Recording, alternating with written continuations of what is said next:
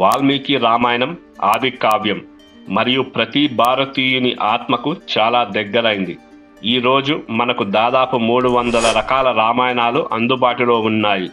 ఏ కారణం అయినా కావచ్చు, దురదృష్టవశాత్తు మనకు ఒరిజినల్ టెక్స్ట్ ఆఫ్ వాల్మీకి మహర్షి అందుబాటులో లేదు.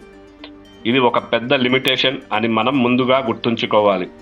గురు శిష్య పరంపర ద్వారా, సంగీత మాధ్యమాల ద్వారా, వీధి నాటకాలు ద్వారా ఒరిజినల్ రామాయణ కావ్యం మార్పులకు గురి అయింది. అలానే ఎంతోమంది కవులు, రచయితలు రామాయణ కావ్యంను తమ సొంత రచనల ద్వారా అనేక మార్పులకు గురి చేశారు.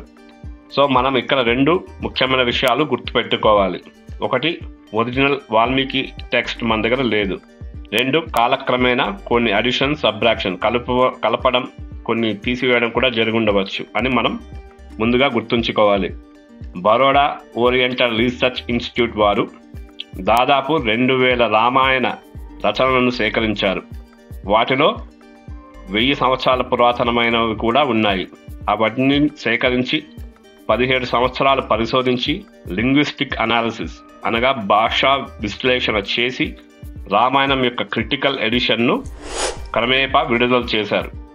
పురాతన వాల్మీకి రామాయణానికి ఈ క్రిటికల్ ఎడిషన్ ఇప్పటి కాలంలో ఉన్న బెస్ట్ సోర్స్ అని చెప్పవచ్చు.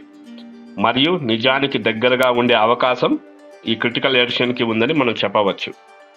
అలానే మహాభారతం క్రిటికల్ ఎడిషన్ బోరిల్ భండార్కర్ ఓరియంటల్ రీసెర్చ్ ఇన్స్టిట్యూట్ వారు విడుదల చేశారు.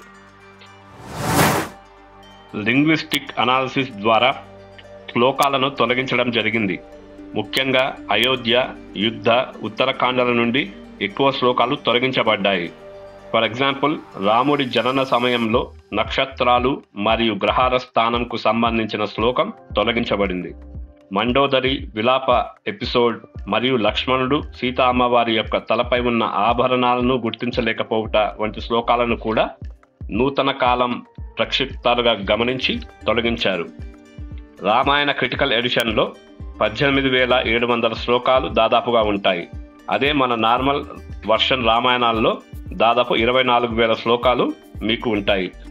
ఇంకొక ముఖ్యమైన విషయం ఏమిటి అంటే, నా ఈ ప్రయత్నం ప్రతి ఒక్కరికి రామాయణంలోని ఘట్టాలు, ప్రతి కాన్వర్జేషన్ యథావిధంగా తెలియజేయడం. నేను నా సొంత అభిప్రాయాలు చెప్పడం కానీ లేదా ఎటువంటి మార్పులు చేయటానికి కానీ ప్రయత్నించలేదు.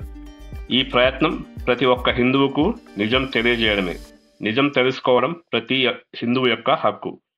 చివరిది మరియు ముఖ్యమైన విషయం, ఈ రామాయణ కావ్యంలో రాముడు, సీత, లక్ష్మణుడు, రావణుడు మరియు ఇతర పాత్రలను, వారి కర్మలను ఈ కాలం యొక్క దృక్కోణంలో చూసి ఏ తప్పు దొరుకుతుందా అని వెతకడం మానేసి రామాయణంలో ధర్మాన్ని మరియు చాలా మంచి విషయాలను స్వీకరించుదాం.